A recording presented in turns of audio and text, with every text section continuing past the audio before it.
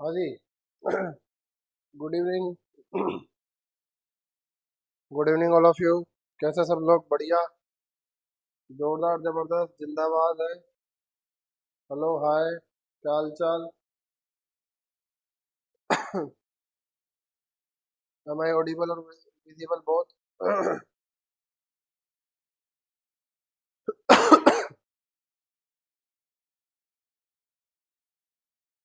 चलिए। Hi sir, जोरदार है। Good evening sir. हाँ सर। ओके।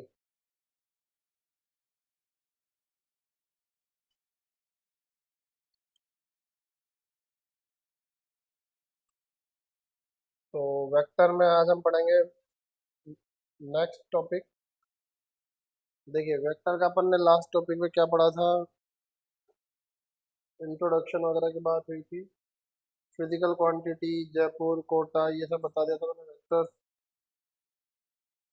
डायरेक्शन, वेक्टर्स के लाइक, इक्वल, नेगेटिव।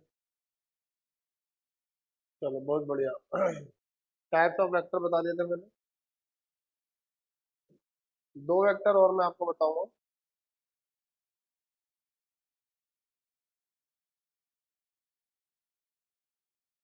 चलिए, इसको ये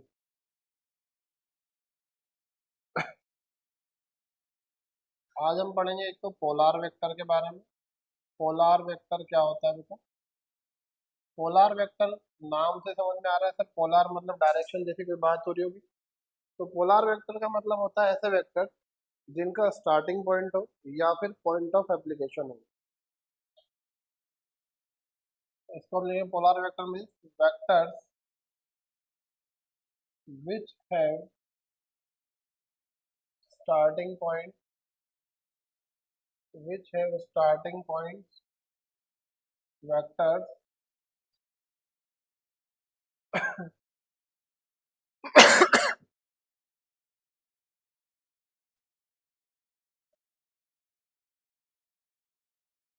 vectors having starting point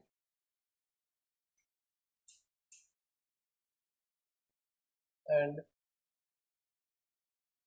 point of application। And नहीं, और करें, और पॉइंट ऑफ एप्लीकेशन, और पॉइंट ऑफ एप्लीकेशन।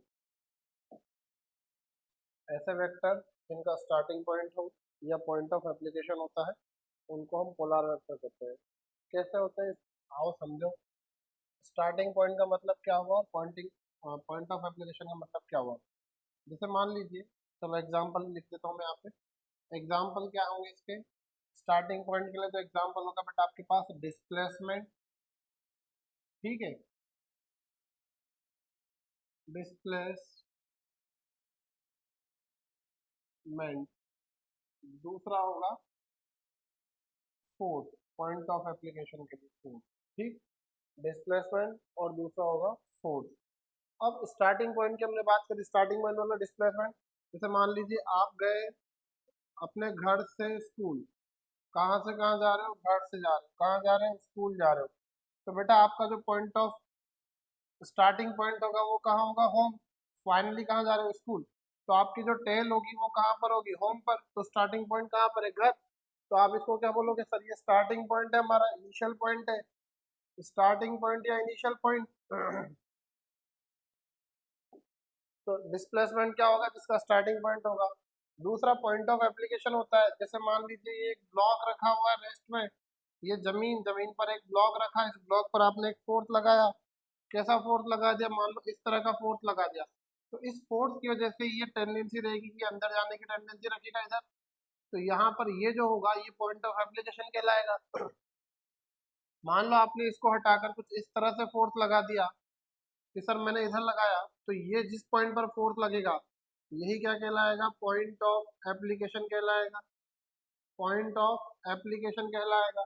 ठीक, पॉइंट ऑफ एप्लीकेशन कहलाएगा। कोई दिक्कत? ये दो इसके एग्जांपल हुए। ये तो आपका कहलाएगा पोलर वेक्टर। पोलर वेक्टर मतलब ऐसे वेक्टर जिनका स्टार्टिंग पॉइंट होगा या फिर पॉइंट ऑफ एप्लीकेशन होगा।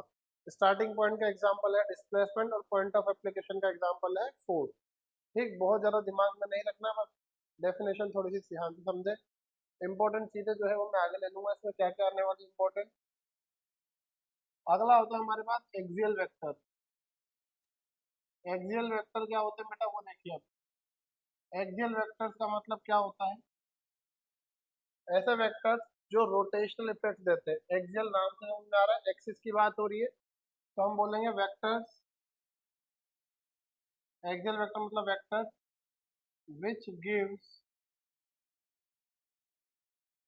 rotational effects, which gives rotational effects, vector which gives rotational effects। जैसे ये दे दिया आपको इस तरह से, तो ये हो गया आपका एक्सिस ऑफ रोटेशन। क्या दे दिया बेटा, ये एक्सिस ऑफ रोटेशन। और ये हो गया आपके पास डायरेक्शन। अब एक चीज देखो, एक्सिस ऑफ रोटेशन का मतलब क्या होता है। पहली बात तो समझो एक्सियल वेक्टर का मतलब क्या। तो एक्सियल वेक्टर का मतलब होता है ऐसे वेक्टर जो आपको रोटेशनल इफेक्ट्स प्रोवाइड करेंगे। दूसरी बात मेरे बच्चों, यहाँ पर मैंने लिया एक axis of rotation. Axis of rotation का मतलब होता है वो एक्सिस जिसके अबाउट बॉडी रोटेट करेगी, वो एक्सिस जिसके अबाउट बॉडी रोटेट करेगी। जैसे आपके घर में जो फैन लगे हुए हैं दीवार पर, जो सीलिंग फैन है, तो इन सीलिंग फैन में आप देखो एक रॉड है, जिस रॉड के ऊपर आपने सीलिंग पर जिस रॉड को माउंटेड किया है, और ये जो फैन है ये उस रॉड के ऊपर माउंटेड है। रॉड अपनी जगह पर है, बाकी ये फैन घूम रहा है। तो किसके अबाउट घूम रहे हैं रॉड के अबाउट घूम रहे हैं। आप देखो आपके घर में जो आपके रूम में जो दरवाजा है, वो दरवाजा एक तरफ दीवार पर फिक्स हो रखा है, एक तरफ माउंटेड है, तो वो उसका एक्सिस ऑफ रोटेशन कहलाएगा, जिसके बाद वो रोटेट होगा। तो यहाँ पर मैं अब ऐसा करता हूँ कि देखिए डायरेक्शन मैंने ले ली कि मान लीजिए कोई बॉडी जो है इस तरह से रोटेट हो रही है anti clockwise anti clockwise rotate हो रही है, तो ये जो डायरेक्शन होगी बेटा इसकी कैसी होगी, anti clockwise direction. Anti clockwise direction के लिए अपन क्या करेंगे, हमारा राइट हैंड लेंगे।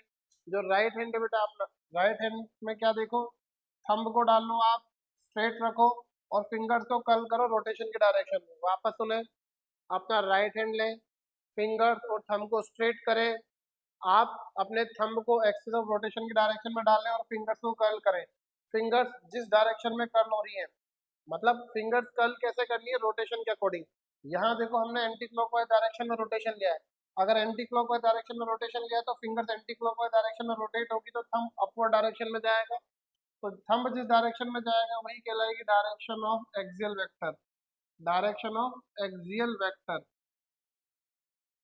वापस सुने, हमने क्या देखा कि एक बॉडी रोटेट हो रही थी, और कौन से सेंस में रोटेट हो रही थी, एंटी क्लॉकवाइज सेंस में रोटेट हो रही थी। बॉडी जिस सेंस में रोटेट हो रही है उस सेंस में आप अपने फिंगर्स को रोटेट करवाएं, राइट हैंड की।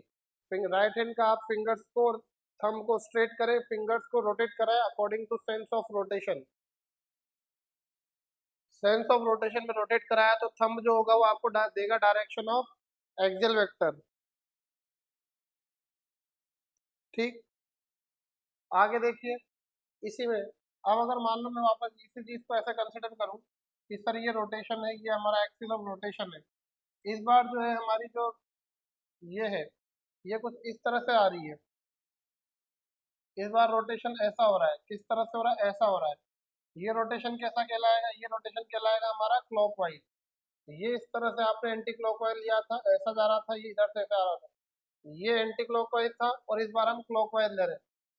अब आप देखो, अगर कोई बॉडी इस तरह से क्लॉकवाइज सेंस में रोटेट करती है, क्लॉकवाइज सेंस में रोटेट करेगी, आप अपने राइट हैंड लें, फिंगर और थंब को स्ट्रेट करें, जिस डायरेक्शन में या जिस सेंस में बॉडी रोटेट हो रही है, जिस सेंस में बॉडी रोटेट हो रही है बेटा, उस सेंस में अपने फिंगर्स को कर्ल करें, तो जो डायरेक्शन ऑफ थंब होगी वो आपको वेक्टर की डायरेक्शन देगा। हमने बोला ये कौन है, ये हमारा एक्सिस ऑफ रोटेशन है, एक्सिस ऑफ रोटेशन। और इस बार जो डायरेक्शन आएगी वो नीचे की तरफ आएगी, तो इसको हम बोलेंगे direction of axial vector.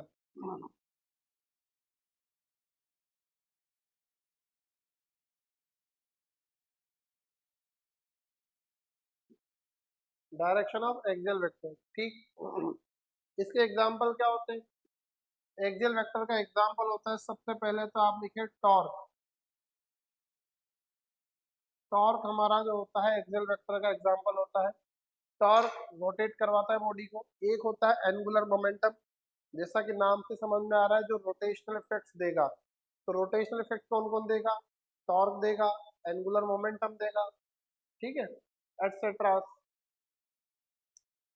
Tanishq का मैसेज आया है, सर नेटवर्क इश्यू हो रहा है, वन सेकेंड सर रिपीट। क्या करना है बेटा वापस? वंस अगेन क्या बेटे?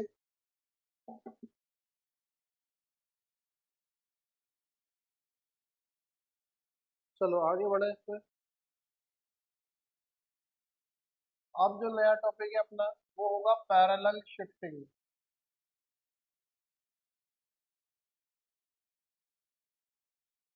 पैरेलल शिफ्टिंग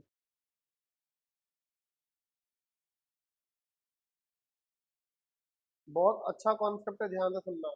हम किसी भी वेक्टर को पैरेलली शिफ्ट कर सकते हैं विदाउट चेंजिंग इट्स डायरेक्शन। अभी जो स्टेटमेंट मैंने बोला वापस सुनना, दो बार बोलूंगा, दो बार मैं बोलूंगा, दो बार आप अपने मन में बोलना। हम किसी भी वेक्टर को पैरेलली शिफ्ट या डिस्प्लेस कर सकते हैं विदाउट चेंजिंग इट्स डायरेक्शन। वापस सुनो, हम किसी भी वेक्टर को पैरेलली शिफ्ट या डिस्प्लेस कर सकते हैं विदाउट चेंजिंग इट्स डायरेक्शन। वापस तुम अपनी दो बार बोलो, हम किसी भी वेक्टर को पैरेलली शिफ्ट कर सकते हैं या डिस्प्लेस कर सकते हैं विदाउट चेंजिंग इट्स डायरेक्शन। मतलब ये कि हम किसी भी वेक्टर को पैरेलली शिफ्ट कर सकते हैं बट उसकी डायरेक्शन चेंज ना हो। कैसे, समझो। अगर कोई वेक्टर यहाँ रखा है ए वेक्टर इस तरह से, तो ध्यान दो बेटा, ये जो ए वेक्टर है इस ए वेक्टर को हम पैरेलली शिफ्ट कर सकते हैं इस तरह से भी, बस डायरेक्शन चेंज नहीं होनी चाहिए। डायरेक्शन का मतलब ये एरो, एरो यहाँ पर देखो ऊपर की तरफ है तो यहाँ भी एरो ऐसा ही होना चाहिए। इस एरो को मैं ऐसे पैरेलली शिफ्ट ऊपर की तरफ भी कर सकता हूँ। देखो ये डायरेक्शन सेम, ये डायरेक्शन सेम। आप इसको ऊपर भी ऐसे भी शिफ्ट कर सकते हो, ऐसे भी शिफ्ट कर सकते हो, आप नीचे भी शिफ्ट कर सकते हो, इस तरह से आप वेक्टर को शिफ्ट कर सकते हो विदाउट चेंजिंग इट्स डायरेक्शन। हम किसी भी वेक्टर को चेंज कर सकते हैं विदाउट चेंजिंग इट्स डायरेक्शन। तो ये ए वेक्टर को हमने इस तरह से रिप्रेजेंट किया कि सर ये ए वेक्टर था। अब मान लो ये हमारे पास ए वेक्टर है,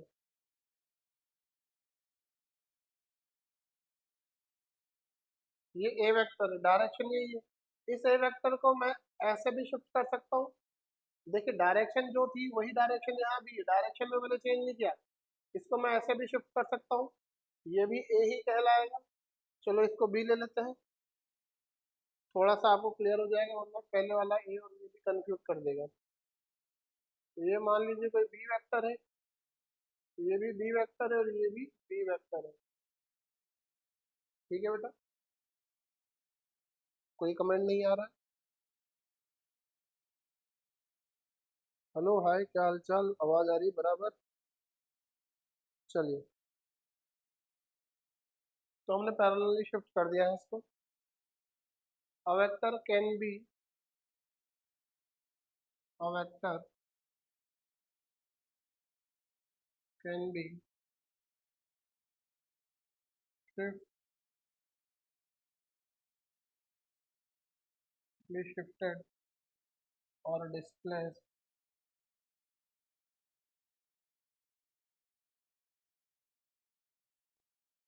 parallelly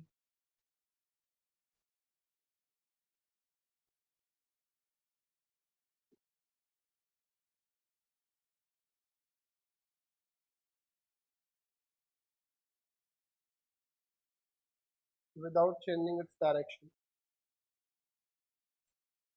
इसमें कोई डाउट हो तो बताएं, डाउट हो तो बताएं।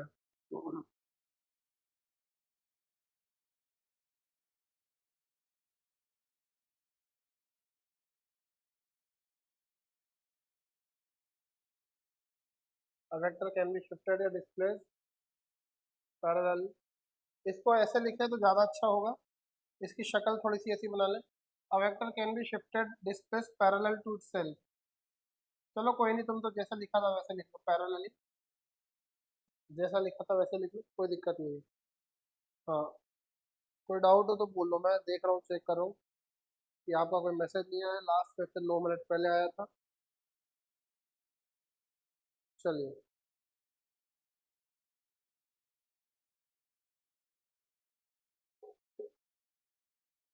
आगे लिखते हैं।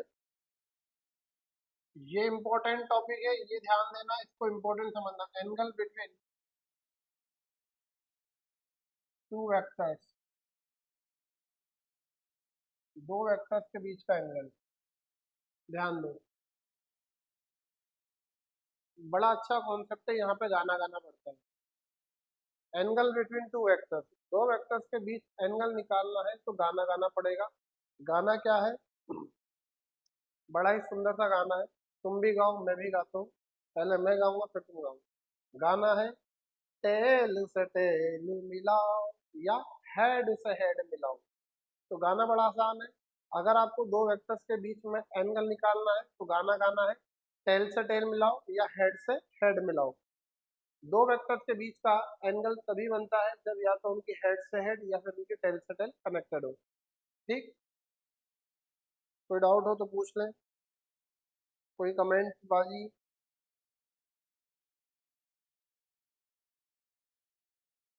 उदय सिंह ने, चलो। लक्ष्य का 1 मिनट पहले, नो सर, ओके। ये क्या हुआ भाई? हाँ जी, तो सबसे पहले लिखे connect the vectors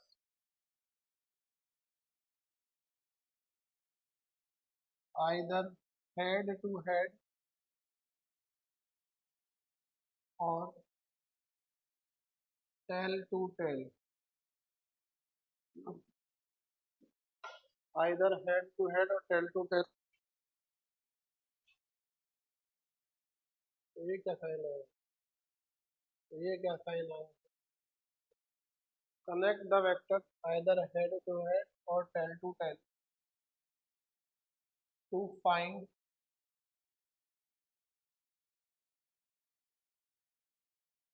angle between vectors. बड़ी अच्छी लाइन लिखी है मैंने। Connect the vectors either head to head और tail to tail to find angle between vectors. In general case हम लोग ये कॉमनली यूज करेंगे tail to tail. Tail to tail का हम ज़्यादा यूज करेंगे। देखिए, जैसे मान लीजिए एक वेक्टर है इस तरह से ए वेक्टर और एक वेक्टर है इस तरह से बी वेक्टर। अगर हम चाहते हैं कि इन दोनों वेक्टर्स के बीच में एंगल निकाला जाए तो या तो आप इन दोनों को हेड से हेड कनेक्ट करो या टेल से टेल कनेक्ट करो। सर कैसे कनेक्ट करें? मैंने बोला था हम किसी भी वेक्टर को पैरेलली शिफ्ट कर सकते हैं विदाउट चेंजिंग इट्स डायरेक्शन। तो ये जो बी वेक्टर है इसको आप उठाकर ए वेक्टर के साथ कनेक्ट कर दो। तो जो ए वेक्टर है उसकी डायरेक्शन तो ये है, यस, ये है ए वेक्टर की डायरेक्शन। बी वेक्टर को उठा के यहाँ चिपका दो, ये बी वेक्टर को उठाकर चिपका दिया तो ये हो गया तुम्हारा अक्कड़ वेक्टर और ये हो गया तुम्हारा बक्कड़ वेक्टर। और एंगल बिटवीन देम कितना हो गया? थीटा। इनके बीच का एंगल क्या होगा? थीटा। या तो दोनों की टेल से टेल कनेक्ट करो या फिर ये तुम्हारा जो बी वेक्टर था इसकी खोपड़ी और ये जो देखो इस बी वेक्टर को पैरेलली शिफ्ट कर सकते हैं हम ए और बी को। या तो ए को पैरेलली शिफ्ट कर दो यहाँ पर, तो ये बी था और ये ए parallelly shift.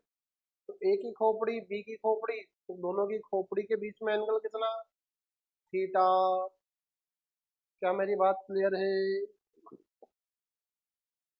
Angle between two vectors या तो दोनों की टांगों से मिलेगा या दोनों की खोपड़ी से मिलेगा। यहाँ पर हम जब भी एंगल बिटवीन टू वेक्टर्स करेंगे तो गाना गाएंगे, टेल से टेल मिलाओ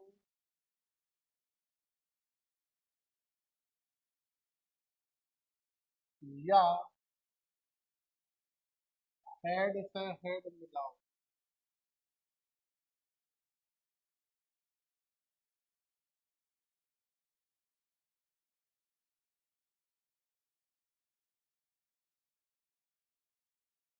बोलिए।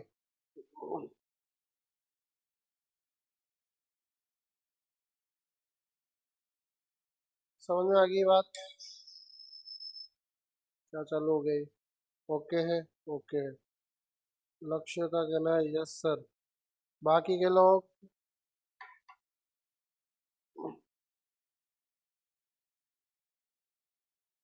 बाकी के लोग भी जल्दी बताएं।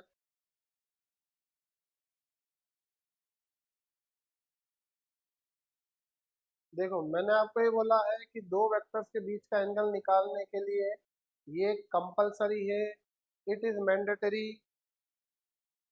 ये मैंडेटरी है कि दोनों की टेल से टेल मिले या दोनों की हेड से हेड मिले। एक का हेड और दूसरे की टेल कनेक्ट हो तो वहां पर एंगल नहीं बनेगा।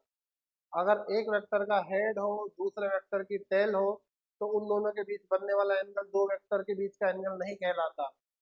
अगर एक वेक्टर की मैंने हेड लगा दी और एक वेक्टर की मैंने टेल लगा दी, ये एक का हेड और दूसरे का टेल है, तो इनके बीच का एंगल थीटा जो होगा, ये कभी एंगल नहीं होगा, ये गलत है। एंगल कब बनेगा? जब या तो दोनों की हेड से टेल या दोनों के हेड से हेड मिले। क्लियर? चलो, जैसे मान लो, अब अपन एग्जांपल से समझते हैं, कुछ क्वेश्चंस लेते हैं इस पर। जैसे ये है तुम्हारा ए वेक्टर और ये है तुम्हारा बी वेक्टर।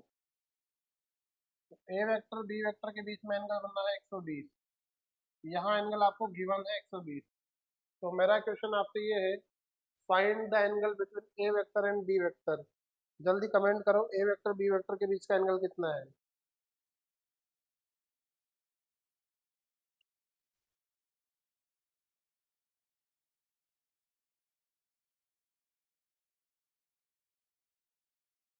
ये ए वेक्टर, ये बी वेक्टर।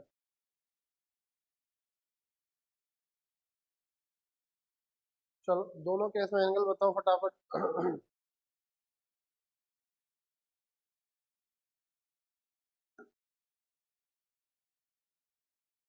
दोनों केस में एंगल बता दो।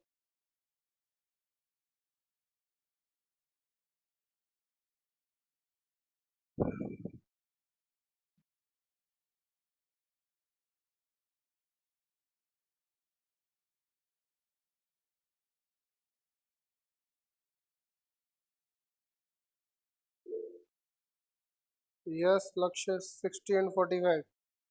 बहुत बढ़िया। देखिए, सब लोग ध्यान दें। बिल्कुल, हमने बोला कि सर, यहाँ अगर हम देखें तो इस चीज को अगर हम थोड़ा सा ध्यान से देखें तो यहाँ देखो क्या हो रहा है। यहाँ पर आप देख पा रहे हो, एक वेक्टर का हेड है लेकिन दूसरे वेक्टर की टेल है। तो ये हेड और टेल के बीच का जो एंगल होता है, ये एंगल हम कंसिडर नहीं करते। तो ये दोनों के बीच का एंगल नहीं कहलाएगा। एंगल दोनों के बीच कब होगा? जब ए वेक्टर को हम पैरेलली शिफ्ट कर दे आगे। ये ए वेक्टर हुआ और बी वेक्टर जो हुआ, ये इसकी टांगों से मिला दे। तो बी वेक्टर को पैरेलली शिफ्ट कर दो ए वेक्टर की टेल पर, या बी वेक्टर जहां है वहीं रहने दो, ए वेक्टर को शिफ्ट कर दो आगे की तरफ। तो आप देखिए, ए वेक्टर को अगर मैं आगे की तरफ शिफ्ट करता हूँ तो बी जैसा है वैसा ही इस डायरेक्शन में ए को शिफ्ट किया। तो ये एंगल इनके बीच में कितना दे रखा था आपको? गिवन था 120 degree. But tail to tail तो ये कनेक्ट हो रही है, तो टेल से टेल ये कनेक्ट हो रही है। तो ये एंगल क्या 60 डिग्री आएगा? रीजन, क्योंकि सर स्ट्रेट लाइन में ये जो एंगल होता है 180 डिग्री होता है। तो ये एंगल 60 डिग्री होगा। 180 minus 120, 180 minus 120। Is that clear? ये होगा आपका आंसर 60 डिग्री। सिमिलरली यहाँ देखिए, ये एंगल कितना बन रहा है? 135। अब आप देखो, ये 135 है, लेकिन एंगल कंसिडर अगर हम करें तो एंगल तो टेल तो ये रही ए की और बी की टेल ये रही। तो एंगल तो ये वाला माना जाएगा ना, ए और बी के बीच में। ये एंगल ए और बी के बीच का नहीं है, ये तो बी का उधर बन रहा है। इनसाइड जो एंगल होगा वही तो कंसिडर करोगे, ए और बी के बीच का। तो ये कितना होगा? 180 minus 135, that will be equal to 45 degree. Your answer. सिर्फ एक बच्चे का आंसर आया है, लक्ष्य का। बाकी लोग ट्राई क्यों नहीं कर रहे हैं? जवाब दीजिए। क्या कोई बात समझ नहीं आई है?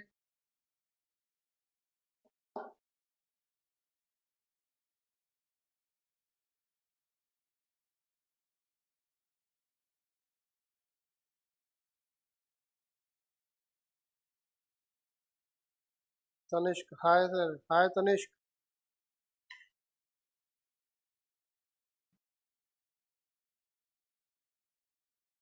नेटवर्क आ गया। बारिश का टाइम है, नेटवर्क इशू हो जाता है बेटा, सही बात।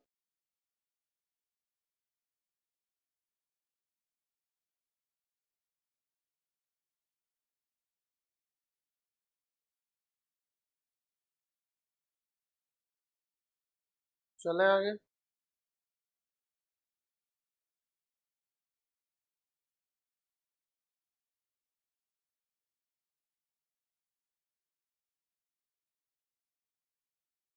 चलो अगला एग्जांपल देखते हैं। ए वेक्टर दे रखा है आपको और इधर बी वेक्टर दे रखा है आपको।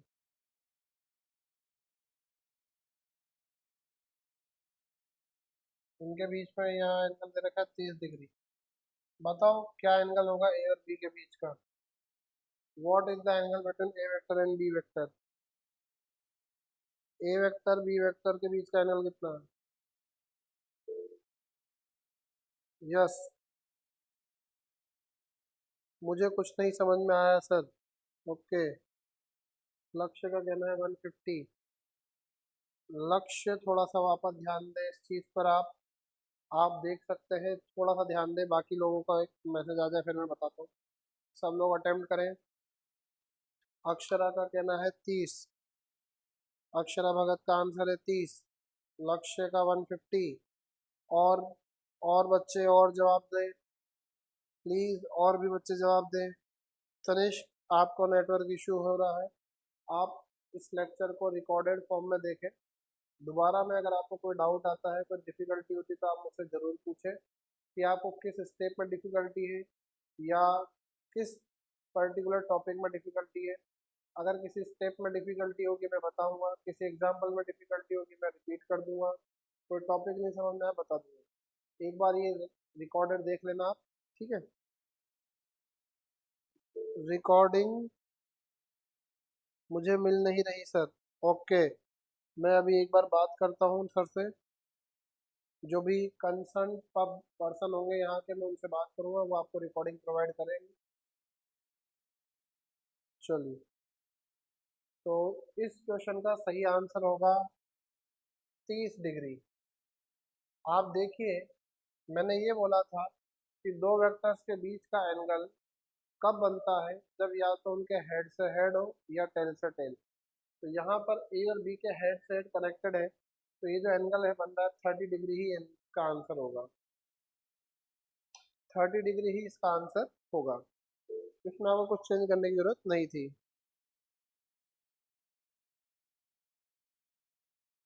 ठीक है, हेड से हेड कनेक्ट है। चलिए एक और सवाल लेते हैं बढ़िया सा इस पर।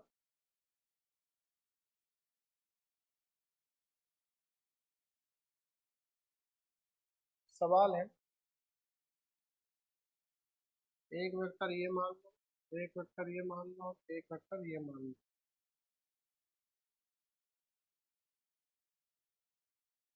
मान लो ए vector, B vector, C vector. ये तो 90 डिग्री है। ये 50 दिया है,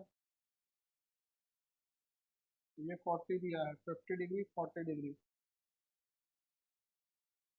find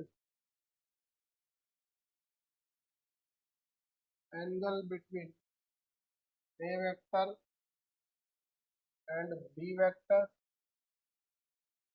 comma B vector and C vector and A vector and C vector.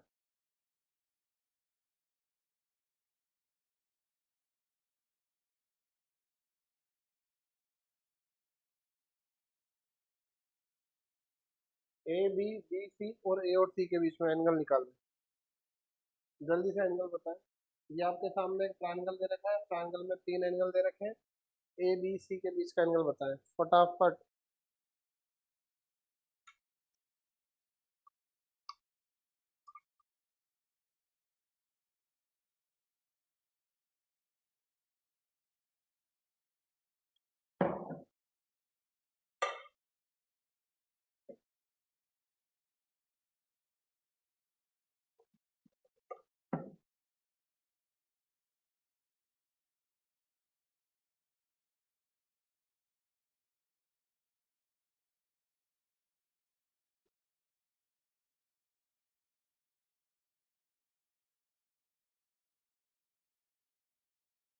लक्ष्य का जवाब आया, वेरी गुड लक्ष्य, बहुत अच्छे। कोशिश आपने करी है। A B and B C 90 degree. A B, लक्ष्य बेटा ये ए बी और बी सी ये आर्म्स नहीं है। मैं आपको बता दूं, ये जो साइड है, ये वाला जो वेक्टर है ये पूरा बी वेक्टर है, ये वाला जो वेक्टर है पूरा ए वेक्टर है, और ये वाला जो वेक्टर है सी वेक्टर है। आपको एंगल बताना है, ए वेक्टर एंड बी वेक्टर के बीच एंगल कितना है, ए और बी के बीच एंगल कितना है, बी एंड सी के बीच एंगल कितना है,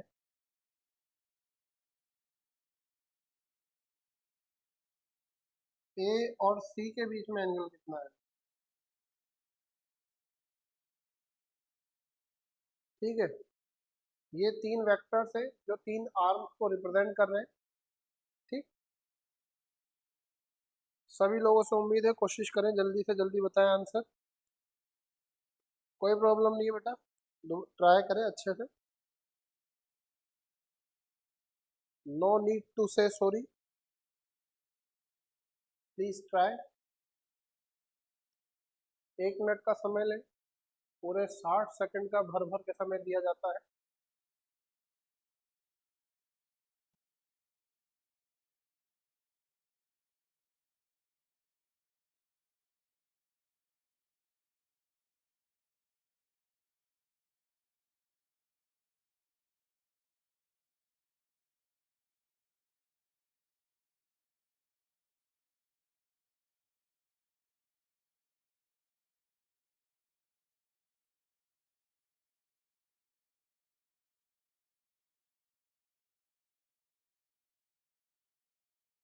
अक्षरा का कहना है ए बी 40, ए और बी के बीच में 40, बी और सी के बीच में अक्षरा का आंसर आया है 90, ए और सी के बीच में अक्षरा का आंसर आया है 130।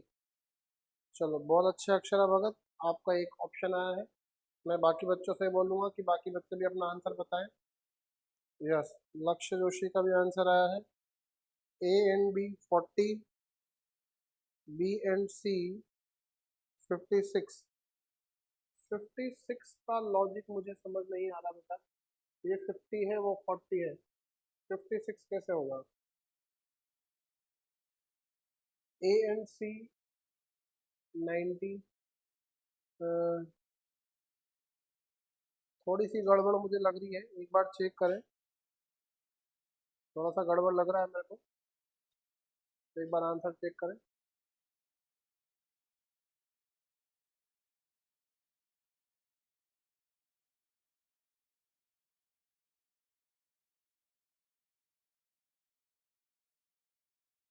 बाकी के लोग, काफी लोग हैं।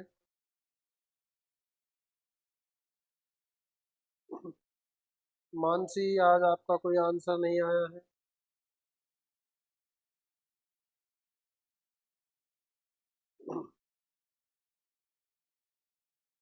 चलो मैं ही बता दूं फिर, आओ देख लो, मैं ही बता देता हूँ। तीन वेक्टर दिख रहे हैं अपने को। सबसे पहले देखो हमारा जाना क्या है, या तो हेड से हेड मिले या तो टेल से टेल मिले। तो सबसे पहले अपन बात करते हैं, यहाँ देखो क्या ए वेक्टर और बी वेक्टर, ये ए वेक्टर है और ये बी वेक्टर, ए का हेड बी का हेड दोनों की खोपड़ी मिल रही है, तो ए और बी दोनों के बीच का एंगल तो यही होगा जो होगा। तो angle between A and B vector कितना हो जाएगा, 40 डिग्री।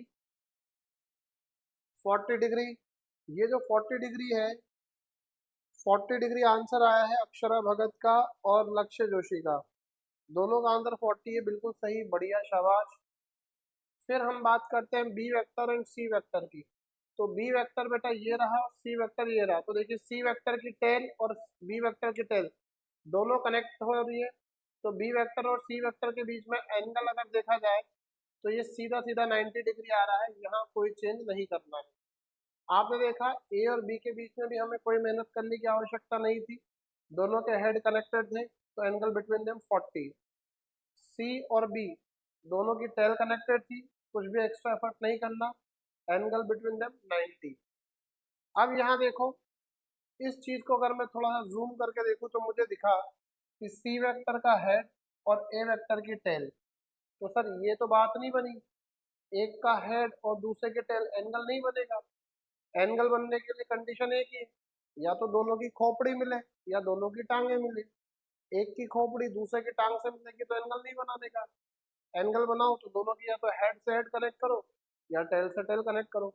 तो हम इस सी वेक्टर ए वेक्टर को एज इट इज रखते हुए इस तरह से ये लाइन में अगर हम देखें तो हम ये जानते हैं कि सर सी वेक्टर को अगर आगे ले जाए, पैरेलली शिफ्ट कर दे तो कोई दिक्कत नहीं। ये सी वेक्टर पहले था तो यहाँ एंगल कितना बन रहा था, 50 डिग्री। तो अब ए वेक्टर और सी वेक्टर इनके बीच में एंगल ये कितना बना, ये बना 180 माइनस 50 बराबर 30 डिग्री, सॉरी 130 डिग्री। कितना बनेगा, 130 डिग्री। तो ए वेक्टर एंड सी वेक्टर के बीच का आंसर आएगा 130 डिग्री। अक्षरा भगत के तीनों आंसर सही हैं। अक्षरा भगत बधाई हो आपको। लक्ष्य के आंसर थोड़े से गड़बड़ हुए हैं, एक बार वापस देखिए बेटा। 56 वाला लॉजिक समझ नहीं आया मेरे को, 56 कैसे आपका आ रहा है। मानसी क्या आपको समझ में आया? तनिष्क क्या आप मुझे सुन पा रहे हैं? क्या नेटवर्क इशू क्लियर हो गया है?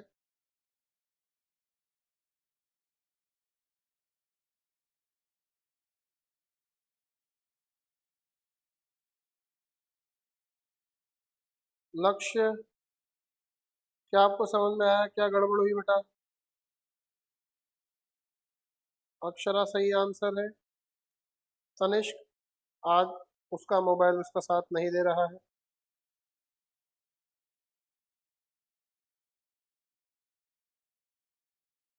चलिए बढ़िया।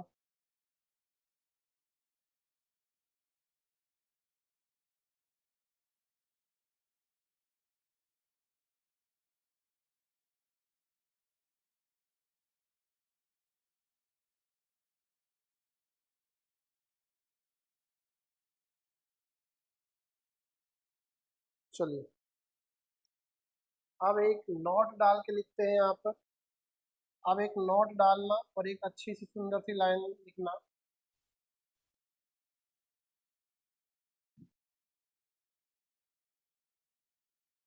If a vector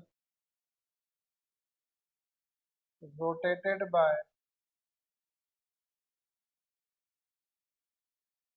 an angle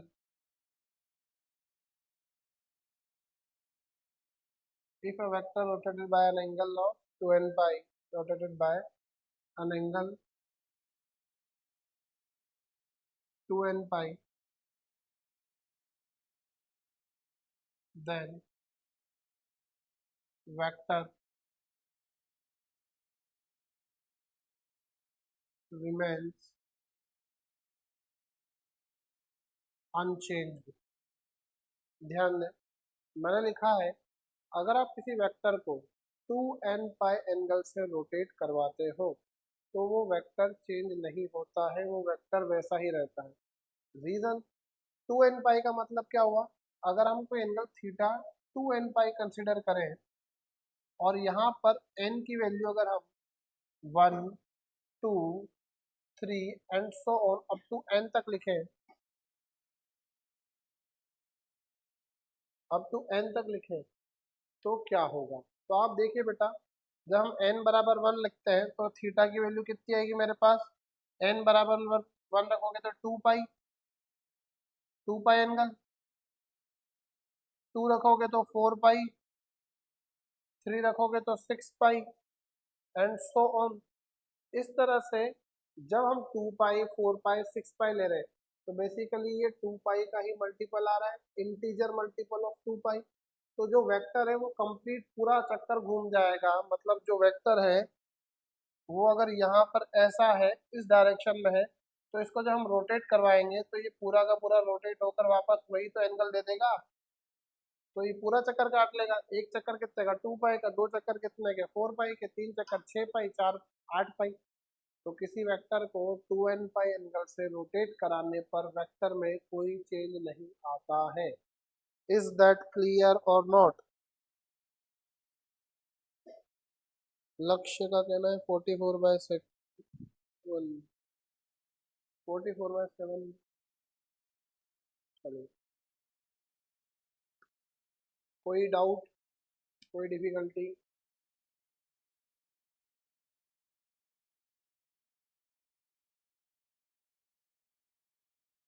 चलो आगे चला जाए। चलो,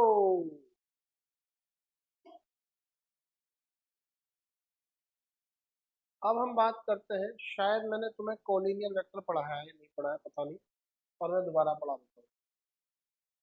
कोलिनियर वेक्टर नहीं पढ़ाया है शायद। कोलिनियर वेक्टर्स, देखो बच्चों, नाम से ही समझ में आ रहा है कोलिनियर मतलब ऐसे वेक्टर्स जो एक ही लाइन पर एक्ट करें, या ऐसे वेक्टर जो एक ही लाइन पर लाई करें। तो vector whose lie on the same line is known as collinear vector। कैसे? जैसे मान लो ये हमारे पास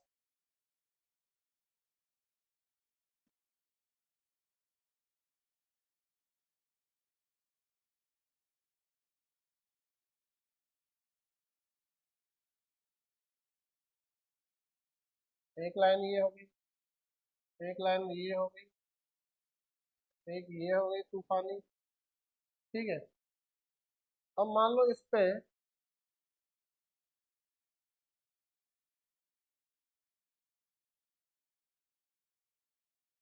अपन ने बोला एक वेक्टर तो ऐसे हो गया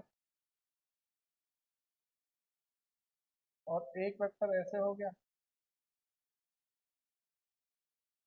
अब ये वेक्टर ऐसा और ये वेक्टर ऐसा, दोनों वेक्टर सेम डायरेक्शन में जा रहे हैं। मान लो ये ए वेक्टर और ये बी वेक्टर दोनों एक ही लाइन में हो गए, तो ऐसे वेक्टर कोलिनियर वेक्टर कहलाएंगे।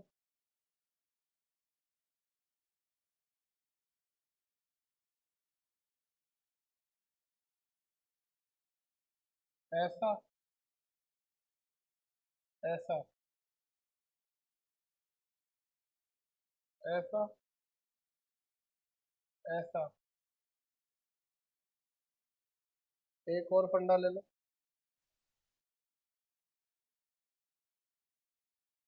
चलो ठीक है, छोड़ो इसको।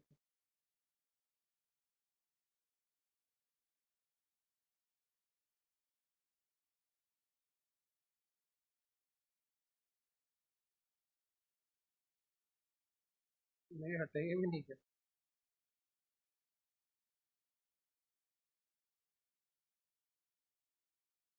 चलो, तो ये वेक्टर बेटा ए वेक्टर बी वेक्टर कहलाए, ये कोलिनियर वेक्टर हो गए।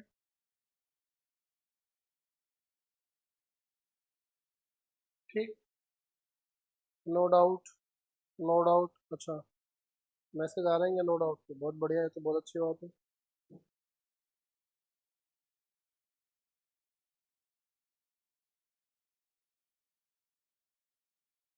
चलो, इसके बाद हम बात करेंगे कॉन करंट वेक्टर की। कौन सा vector? Concurrent vector. Concurrent vectors का मतलब होता है बेटा ऐसे वेक्टर,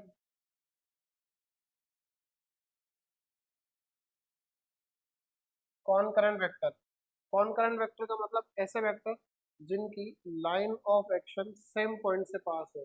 जैसे मान लीजिए आपने ये एक वेक्टर लिया है ए वेक्टर, इस ए वेक्टर की बात करी, एक आपने लिया है इस तरह से बी वेक्टर, बी वेक्टर, एक आपने लिया इस तरह से सी वेक्टर, सी वेक्टर, एक लिया आपने ऐसा डी वेक्टर। तो आप देखिए इनकी, इन सब वेक्टर्स को मैंने अलग अलग डायरेक्शन में लिया, लेकिन जब मैं इन सभी वेक्टर्स की बात ऐसे करूँ, इसको पीछे एक्सटेंड करा, इसको पीछे एक्सटेंड करा, इसको पीछे एक्सटेंड करा, इसको पीछे एक्सटेंड करा, तो ये तीनों वेक्टर जिस पॉइंट से स्टार्ट हो रहे हैं, आप देखो तीनों का जिस पॉइंट पर मिलना मिलन हो रहा है, वापस सुनना, हेडिंग है कौन करंट वेक्टर। कौन करंट वेक्टर का मतलब होता है ऐसे वेक्टर्स जिनकी line of action same point से पास होती हुई, सेम पॉइंट से पास हो। तो लाइन ऑफ एक्शन का मतलब क्या होता है? लाइन ऑफ एक्शन का मतलब होता है ये जो वेक्टर जिस डायरेक्शन में है उसी डायरेक्शन में इनको आगे और पीछे एक्सटेंड कर दो।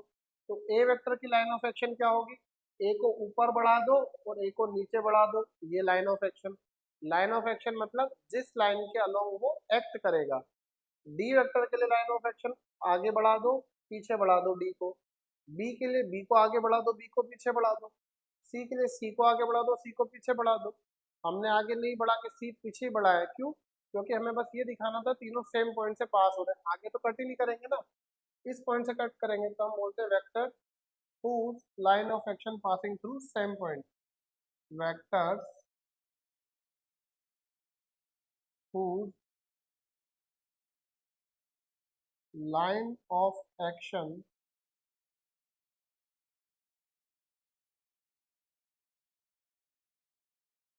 passing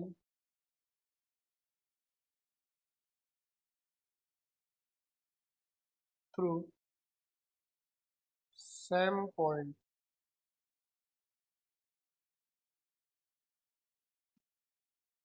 ठीक है, vector whose line of action passing through same point। Clear? ये कॉनकरेंट वेक्टर कंप्लीट। बहुत आसान सी चीज है, देखो कोलिनियर वेक्टर ऐसे वेक्टर जो एक ही लाइन के अलोंग एक्ट कर रहे हो, कॉनकरेंट वेक्टर ऐसे वेक्टर जिनकी line of action same point से पास हो। इस सीरीज में एक लास्ट वेक्टर और मेरे पास बच रहा है, कोप्लेनर वेक्टर, जिसको मैं एक्सप्लेन कर देता हूँ 2 ही मिनट में भी। इसमें अगर कोई डाउट हो तो बताओ, मेरे हिसाब से डाउट क्यों होना चाहिए। अब मैं बात करूँगा कोप्लेनर वेक्टर की। नाम से ही समझ में आ रहा है कोप्लेनर वेक्टर। कोप्लेनर वेक्टर, इसका नाम देखो बेटा, कोप्लेनर वेक्टर्स का। कोप्लेनर सबसे पहले एक सीधी लाइन, दूसरी सीधी लाइन, ये सीधी लाइन, तुम कौन हो x, तुम कौन हो y, तुम कौन हो z। तो x y z 3 हमारे पास है। ठीक, अब बेटा सबसे पहले देखो, अगर मैं सिर्फ इस लाइन पर चलूं तो इसका मतलब ये सिर्फ एक एक्सिस हो गया, एक्स एक्सिस। अगर मैं इधर चलता हूँ ये तो एक सिंपल सा एक्सिस हो गया, एक्स एक्सिस। अगर मैं ऊपर चलता हूँ तो ये ओनली वाई एक्सिस कहलाया, इधर आता हूँ तो ओनली जेड एक्सिस कहलाया। प्लेन का मतलब क्या हुआ, प्लेन का मतलब 2D होता है। ये एक एक्सिस पे जाना 1D 1D 1D, प्लेन का मतलब 2D। जैसे यहाँ की अगर मैं बात करूँ कि सर मैं यहाँ से चल के यहाँ तक आया, तो ये अगर हो गया तो ये कहलाता है मेरे पास x y plane. X y plane, बोलो हाँ या ना। सिमिलरली सर अब अगर मैं यहाँ की बात करूँ तो सर ये मेरे पास कहलाता है Y Z plane. Y Z plane. तीसरी बात, ये देखो सीधी बात, नो बकवास, ये हमारा कहलाता है एक्स जेड प्लेन। कोई दिक्कत हुई क्या बेटा? ये एक्स जेड प्लेन पेन है कि नहीं?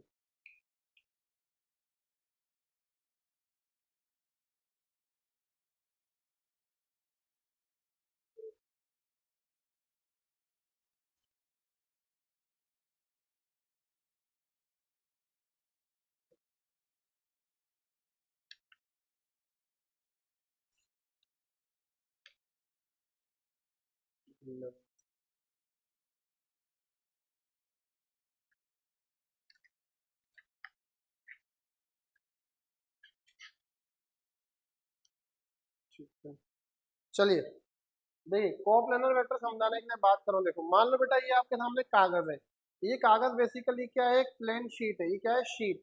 ये शीट जो होती है एक तरह से प्लेन है। प्लेन क्यों है? क्योंकि आप देखो इस कागज के पास क्या है, हाइट है, मतलब लेंथ है और ब्रेड्थ भी है। एल और बी दोनों आइटम है इसके पास, एल और बी। यस, मतलब इसमें जो चेंजेस आप देखो, अगर हम सिर्फ इसके अलोंग चलते तो ओनली एक डायमेंशन चेंज होती, आया ना। किसी भी एक पर्टिकुलर एक्सिस पे चलोगे तो एक डायमेंशन चेंज होगी, लेकिन अगर किसी प्लेन में चलोगे तो यहाँ एक्स और वाई दोनों चेंज होंगे। एक्स में भी चेंज आएंगे, वाई में भी चेंज आएंगे, मतलब ये क्या एक प्लेन में चेंजेस बता रहा है। यस। तो देखो मेरे पास एक स्टाइलस और एक पेन है, ये दो वेक्टर है, एक वेक्टर है ये स्टाइलस, एक वेक्टर है ये पेन। अब ये दोनों को मैंने कहाँ रखा, इस व्हाइट पेपर पे रख दिया, एक सिंपल प्लेन पे रख दिया। अब ये जो रखे हुए हैं दोनों वेक्टर कैसे रखे हुए हैं, इस प्लेन पे रखे हुए हैं। तो आप ध्यान से देखें, ये दोनों वेक्टर किस में लाई कर रहे हैं, ये दोनों वेक्टर एक ही प्लेन में लाई कर रहे हैं, मतलब सेम प्लेन में। कौन से प्लेन में, एक्स जेड प्लेन में। अब अगर इस प्लेन को मैं ऐसे खड़ा कर दूं तो आप देख रहे हो ये अभी भी दोनों इस प्लेन में ही है, हाँ या ना, ये दोनों अभी भी इस प्लेन में, और इसको हम कहते हैं एक्स वाई प्लेन। अगर मैं इसको स्टाइलस को ऐसे रोककर मार्कर को ऐसे ला दूं तो आप बोलोगे कि सर जो हमारा स्टाइलस है ब्लैक कलर का, ये तो एक्स वाई प्लेन में है, लेकिन ये जो पेन है ये इस एक्स वाई प्लेन के परपेंडिकुलर है, और ये दोनों वेक्टर एक ही प्लेन में नहीं है। लेकिन अगर प्लेन और मार्क स्टाइलस दोनों सेम प्लेन में है, अगर प्लेन और ये मार्क पेन और स्टाइलस दोनों एक ही पेपर पे, तो एक ही प्लेन में है, सेम प्लेन में हो गए। जैसे यहाँ देखिए, हम बोल सकते हैं कि सर ये ए वेक्टर और ये बी वेक्टर, ये दोनों एक ही प्लेन में है, एक्स वाई प्लेन में। मान लो ये सी वेक्टर है, ए बी और सी तीन वेक्टर, ये तीनों कौन से प्लेन में है, एक्स वाई प्लेन में। तो ये तीनों कोप्लेनर है, ए बी सी तीनों कोप्लेनर है। मैं यहाँ से एक मिनट के लिए एक्स जेड हटा रहा हूँ। अगर मैं बोलूँ कि सर ये ए वेक्टर है, यस ए वेक्टर है। सर ये बी वेक्टर है, यस ये भी बी वेक्टर है। यस ये ए वेक्टर बी वेक्टर किसमें, सेम प्लेन में। लेकिन अगर मैं बोलूँ कि सर ये जो सी वेक्टर है ये इस प्लेन से थीटा एंगल बना रहा है, तो हम ये कहेंगे A vector and B vector lie in xz plane,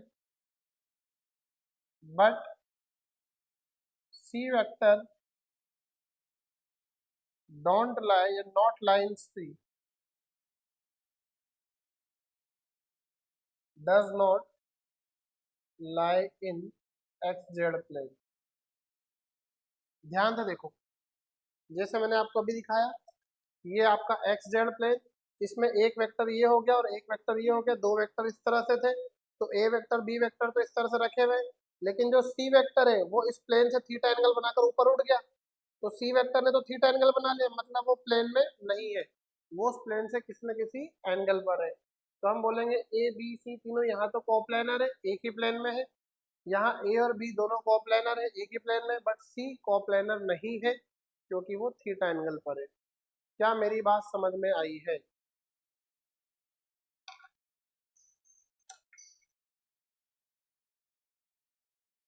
yes, लक्ष्य का मैसेज आया, यस। बाकी कितने लोग देख रहे हैं, मेरे को काफी लोग देख रहे हैं। आंसर कितने लोगों का आता है इसमें, क्या क्या डाउट है इसमें, किसी भी तरह का कोई भी डाउट हो तो बताएं।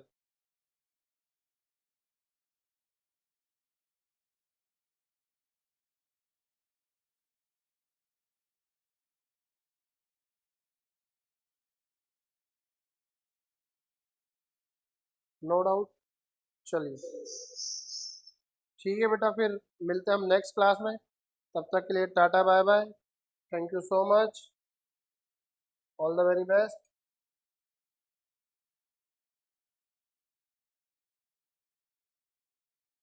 Thank you.